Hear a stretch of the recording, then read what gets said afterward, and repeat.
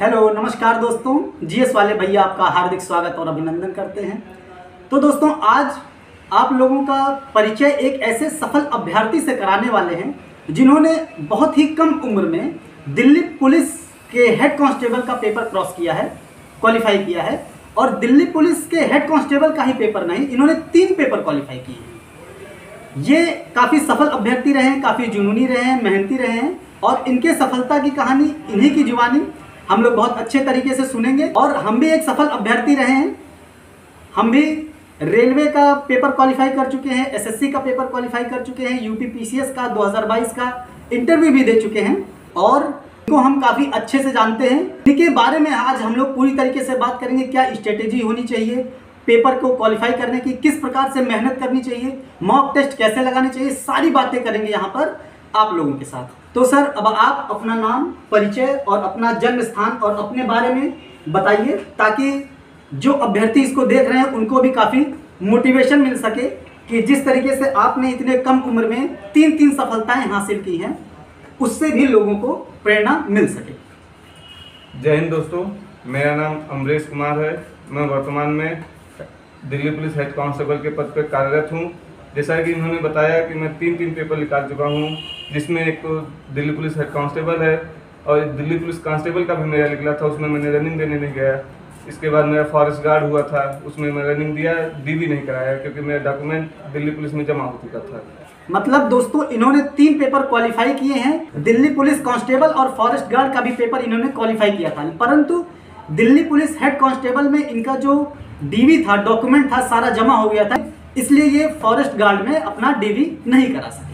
तो भी दोस्तों बहुत अच्छे पद पर इस समय तैनात हैं। तो सर अब आप ये बताइए कि आपने पढ़ाई लिखाई कहाँ से की है और क्या आपका पढ़ाई लिखाई में क्या स्कोर रहे हैं, क्या चीज़ें रही हैं? मैं ग्रेजुएशन तक बीए किया हूँ। ग्रेजुएशन वो मैं अपने गांव से किया हूँ। मेरा गांव अंबेडकर नगर उत्तर प्रदेश में है। उसके बाद मैं चला आया इलाहाबाद तैयारी करने के लिए। फिर वहाँ मैंने तैयारी की और 2022 में ये 3 पेपर निकाला। उसके बाद दिल्ली पुलिस हेड कांस्टेबल को ज्वाइन किया था। इन्होंने दोस्तों 2022 में ये 22 साल की अवस्था में ही 3 पेपर क्वालिफाई किए थे।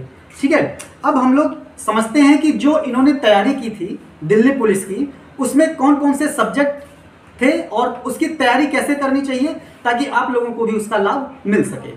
तो सर कौन कौन से उसमें सब्जेक्ट आते हैं, आप थोड़ा बताइए। दिल्ली पुलिस हेड कांस्टेबल में मैथ आता है, रीजनिंग आती है, साइंस का एक पोर्शन आता है, जीएस आता है और 10 नंबर का कंप्यूटर आता है। तो मेरा बैकग्राउंड साइंस से था, तो मुझे साइंस, मैथ, रीजनिंग में कोई दिक्कत नहीं हुई थी। जीएस में मुझे प्रॉब्लम होती है, जो मैं इनके सानिध्य में, जो कि इन्होंने भी पेपर निकाला था एसएससी का, पोस्टल असिस्टेंट के पद पे रह चुके हैं, रेलवे के रह चुके हैं, तो इनका जीएस का नोट्स मेरे लिए बहुत ही लाभदायक हुआ था, बहुत ही फायदेमंद हुआ था, जिसकी वजह से मेरा जीएस स्ट्रांग हो गया था और मेरा दिल्ली पुलिस हेड कांस्टेबल का पेपर निकल गया था, क्लियर हो गया था। तो दोस्तों इन्होंने संगम नगरी प्रयागराज से दाल बाटी चोखा खा करके, दाल भात चोखा खा करके जो है तैयारी को अंजाम दिया। हालांकि जो भी इलाहाबाद के अभ्यर्थी रहते हैं वो सब यही सब दिनचर्या को फॉलो करते हैं। जितने साल रहते हैं वो आधे साल इसी में बिता देते हैं, दाल बाटी चोखा में। और संगम नगरी तो दोस्तों छात्रों के लिए, अभ्यर्थियों के लिए तो ऐतिहासिक रही ही है और कभी आईएएस की एक कर्मभूमि भी रही है। हमारे देश के जो प्रथम प्रधानमंत्री थे पंडित जवाहरलाल नेहरू, जो कि दुनिया के सर्वश्रेष्ठ नेताओं में से एक थे, उन्होंने इलाहाबाद को, मतलब प्रयागराज को आईएएस की फैक्ट्री कही। तो प्रयागराज का अपना ऐतिहासिक पृष्ठभूमि भी रही है। यहाँ पर वो तैयारी करते थे, वहाँ पर लाखों अभ्यर्थी लोग तैयारी करते हैं। हम भी वहाँ पर पीसीएस का इंटरव्यू जब हो रहा था वहाँ पर इंटरव्यू देने गए थे दोस्तों। तो अब सर आप ये बताइए, दिल्ली पुलिस के लिए अगर कोई तैयारी कर रहा है तो उसको मॉक देना चाहिए, और मॉक टेस्ट और ओरिजिनल जो पेपर होता है दिल्ली पुलिस का, उसमें क्या क्या अंतर होते हैं? क्योंकि मॉक टेस्ट तो हर पेपर के लिए ज़रूरी है। मॉक टेस्ट होता है, इसका पैटर्न होता है। मॉक टेस्ट पहले दीजिए, उसमें जो गलत हो उसका एक नोट्स बना लीजिए, क्या किस किस से टॉपिक से गलत हो रहा है, फिर उसको रिवाइज कीजिए, फिर मॉक दीजिए दूसरा, फिर उसमें जो गलत हो फिर उसका एक लिस्ट बना लीजिए, फिर उसको रिवाइज कीजिए, फिर से दीजिए। ऐसे 3-4 बार करने पे टॉपिक जो गलत हो रहा है बार बार वो सही हो जाएगा। सर अभ्यर्थियों के मन में एक प्रश्न ये भी रहता है कि वो मॉक कब से दें और मॉक कितना दें, मतलब मॉक के कितने पेपर दें ताकि वो एग्जाम में एग्जीक्यूट करने के लिए उपलब्ध हो सकें? देखिए, जब आपको लगे कि हम मतलब हमारा तैयारी हो चुकी है एक लेवल की, तो आप मॉक दीजिए, क्योंकि उससे पहले देंगे तो नंबर कम आएंगे, तो आपका डिमोटिवेट हो जाएंगे आप लोग।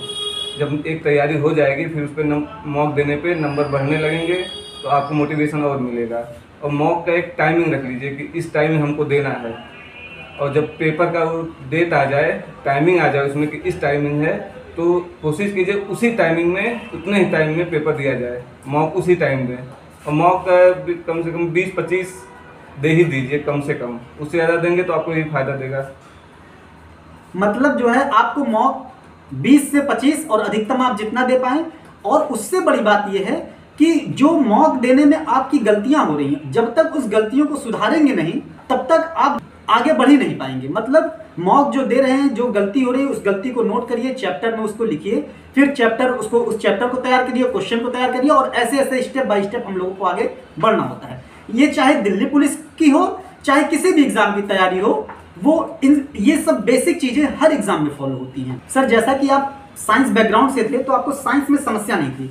मैथ और रीजनिंग के लिए स्टूडेंट लोग किन चीजों को फॉलो करें ये आप बताइए, और आपने क्या क्या फॉलो किया था ये भी बताइए।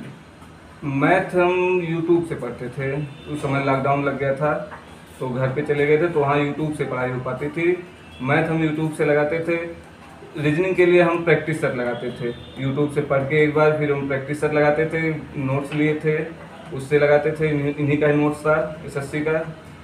और मैथ GS का तो इन्हीं का नोट्स था पूरा, GS तो इन्हीं से पढ़े थे। और मैथ के लिए हम SD यादव का और किरण के बुक का उपयोग किए थे, और GS तो इन्हीं का था पूरा, इन्हीं के नोट्स से हुआ था GS हमारा। तो सर, जब आपका रिजल्ट आया होगा तो आपके घर में खुशियों का माहौल बन गया होगा, काफ़ी उल्लास का माहौल होगा। तो उसके बाद जब आप ट्रेनिंग के लिए गए तो ट्रेनिंग में क्या कुछ हुआ? ट्रेनिंग में कितना लोगों को पहले से क्या प्रिपेयर करना चाहिए या नहीं करना चाहिए, उसके बारे में थोड़ा आप बताइए। जी, ट्रेनिंग से पहले DV होता है। DV के लिए आपको सारे डॉक्यूमेंट प्रिपेयर करके रखने चाहिए। वहाँ सब ओरिजिनल डॉक्यूमेंट जमा करते हैं। जो डॉक्यूमेंट मांगे, आपका Aadhaar card, inter high school marksheet, जो भी ग्रेजुएशन जो भी किए, कोई डाटा उनसे छिपाइए नहीं, क्योंकि उनको बाद में पता चल जाएगा तो फिर आपकी नौकरी भी खतरे में आ सकती है। और जहाँ तक रही ट्रेनिंग की बात, तो वहाँ पे ट्रेनिंग तो टफ होती है दिल्ली पुलिस की, क्योंकि वो आपके मतलब पब्लिक के डील करते हैं, इस सब में तो आपके ट्रेनिंग टफ हो जाती है थोड़ा सा। आपको मतलब फिजिकल मेंटेनेंस आपको रखना चाहिए, फिजिकली भी आप स्ट्रांग हो, मेंटली भी स्ट्रांग हो, क्योंकि वहाँ पे आपको किसी भी टाइम बुला लिया जाता है। कभी सुबह बुला लिया, कभी रात को रोल कॉल रात तक चल जाती है, कभी रात को 11 बजे रोल कॉल बुला लिए, फिर उसके बाद सुबह 4-5 बजे बुला लेते हैं। तो आपको मेंटली और फिजिकली दोनों तरह से स्ट्रांग होकर जाना चाहिए वहाँ पे। और फिजिकली मेंटली तो स्ट्रांग होना बहुत ज़रूरी है। इसके लिए इस संबंध में एक बात याद आ गई कि जैसे एक लाइन कही जाती है, मन के जीते जीत है, मन के हारे हार। तो मतलब अगर हम लोग मन से जीत लिए तो सब कुछ हम लोग जीत लेंगे दोस्तों, है कि नहीं? आपका लक्ष्य ही यही था कि अब आप आगे के लिए भी कुछ सोच रहे हैं, कुछ तैयारी कर रहे हैं? नहीं, लक्ष्य तो ये नहीं था, तो जरूरी था। आगे का लक्ष्य है PCS की तैयारी करना है, जो आपके सानिध्य में बहुत ही जल्द ही हम PCS के पद पे आ जाएंगे। आपको PCS की हार्दिक शुभकामनाएं भविष्य के लिए। और आप सभी लोगों को एक मोटिवेशन लाइन सुनाते हैं, मजा आ जाएगा सुन के आपको, और काफी मोटिवेट भी हो जाएंगे आप लोग। तो यही जज्बा रहा तो मुश्किलों का हल भी निकलेगा। जमी बंजर हुई तो क्या, वहीं से जल भी निकलेगा। न हो मायूस न घबरा अंधेरों से मेरे साथी, इन्हीं रातों के दामन से सुनहरा कल भी निकलेगा। और GS को तैयार करने के लिए GS वाले भैया से जुड़े रहिए, और save water save life channel को लाइक शेयर एंड सब्सक्राइब। जय हिंद, जय भारत।